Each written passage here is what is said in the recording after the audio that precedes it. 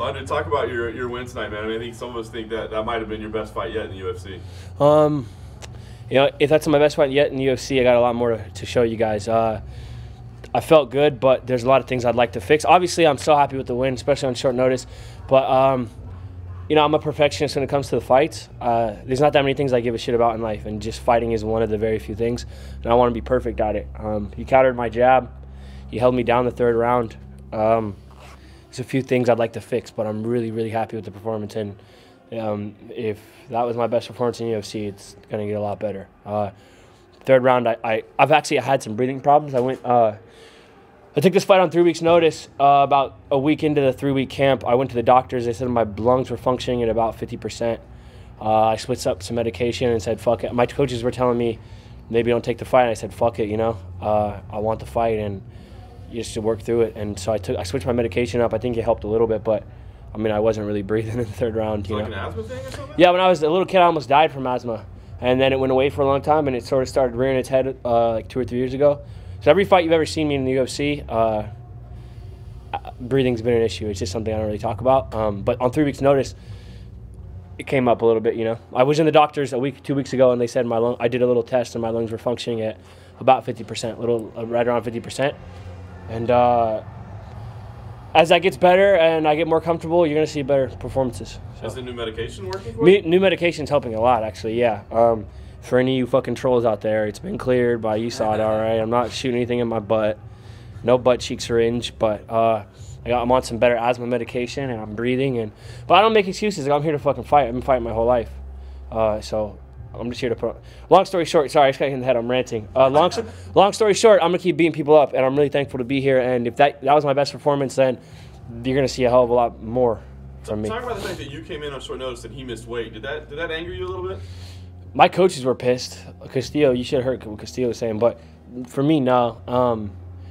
It's really simple, man. Like I told you guys in the interview before this fight, I'm here to beat someone up, and like I don't give a shit if they weigh 2 pounds more than me, or I'm not breathing well, or there's like this personal. It's like if that guy, if any of these 145ers walked up to me outside of the gym or outside my apartment, or I was getting food, and they walked up and shoved me or spit in my fucking face, like we get in a fight, and I wouldn't go like that guy might be 2 pounds heavier than me, like whatever. He missed weight. All that tells me is he had a shitty weight cut. I had a fucking great weight cut. I did everything right. I did everything like a professional. I did everything the way that my coaches have been telling me to do since I was like 17, 19, whatever. You know, like.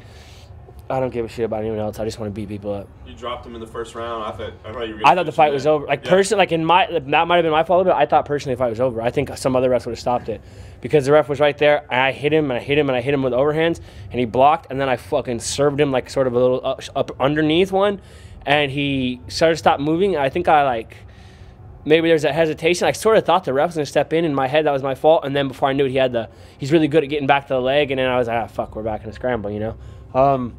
I think another ref might have stopped it, but that's not my job. Like I said, my job is to beat people up. So I should have finished him. I wanted that knockout really bad. Cody and Paige have been knocking people out left and right. Taru just knocked someone out. I'm trying to knock motherfuckers out.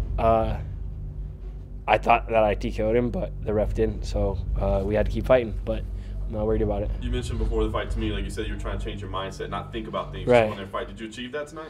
Yeah, I didn't have like a distracted thought. I would say from 4 p.m. on, you know, like it's gonna make me sound dumb, but like I've been in this like no mind state. I haven't had like a outside thought for 3 or 4 hours. It's just been like nothing. I've just been in this perfect.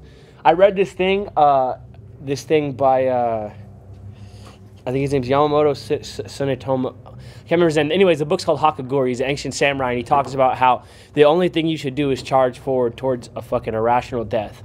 Because that should be your only mentality. There shouldn't be a distraction. It's like total samurai, no mind shit, and like something clicked, and it's just been working for me. Like I'm just here to beat someone up. It doesn't matter like how this goes or what little thing goes wrong or I'm like I just want to fight people, and that's what happened today. I fought someone, and the next time I fight someone, I'll look even better, and I better have a number next to my name now. Sacramento in December seems like a natural fit. Is there a name that makes sense? Like I said, it's not my job. My job's only to beat people up. I don't give a shit who it is. I would really, really like to see to fight another guy with a number next to his name. Like I told you guys before this fight, I'm not here to I'm not here to call people out or doing that shit. I'm here to beat people up, and I'm not obsessed with that belt. I want to beat people who have a higher rank than me. I want to make a bunch of money. I want to buy cool stuff for the people around me, and I want to enjoy my life. And so we want Barao and Sack. they did offer me Barao. They did offer me Barao in Brazil, and I took the fight, and he ended up fighting someone else. I'm not here to call people out. I'll fight any fucking buddy, especially in Sacramento, and I want to fight the best people in the world. That's all I'm going to say. I want to fight the best people in the world. So you give me a name, and I'm going to say yeah. So you accept? So you accepted the fight against Barao? Yeah, I don't know if I'm supposed to talk about this, but the cat's out of the bag. They said, will you fight? They said, will you? Yeah. The cat's out of the bag, but like I said, I'm not calling anybody out. I have nothing but respect for the Nova and Yao guys. They're one of the best teams in the world. But I agreed. When I say I'll fight anyone at 45, like that's what I'm fucking here to do. I'm not playing around. I'm not just saying that as to sound cool. Like I'll fight anyone in the world at 145. The better the opponent, the more I rise to the occasion. I got offered a fight with Barao. Apparently, they offered him more than one person. I said yes, and the fight didn't go through. So with that said, I will fight anyone in Sacramento in 2 weeks, in 2 months. In 2 weeks too. 2 weeks too. If you guys go, if they come to Sacramento in 2 weeks and say let's fight, I'll fucking fight them. But I'd like to get paid and be on TV. So you versus Barao mid-October, sometime in Sacramento. Yeah, and like I said, like I can't repeat this enough. Like it's not my style. I don't call people out. I have nothing but respect for anyone else in this division. But if you offer me a guy that's one of the best guys in the world, don't even ask me. Just mark it, sign my name. Like I'm gonna fight whoever.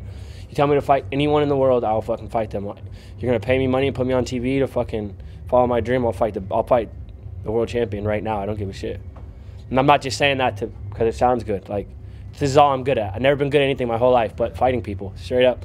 I'm a junior college dropout. I'm a fucking street urchin of a kid who was only ever good at fighting. Team Alpha saved my life, and I'll fight whoever. That's it. Sorry, speaking of champions, who do you see as the champion of the featherweight division right now? Is it McGregor, or is he gone now?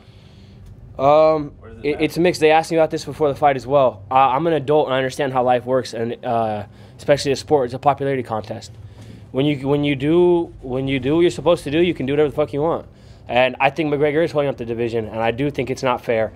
And I do think that Jose Aldo, who's one of my favorite fighters ever, if I'm being honest, I think he's the 45 champion because McGregor hasn't defended it. But McGregor gets to do whatever the fuck he wants because look what he's done, right?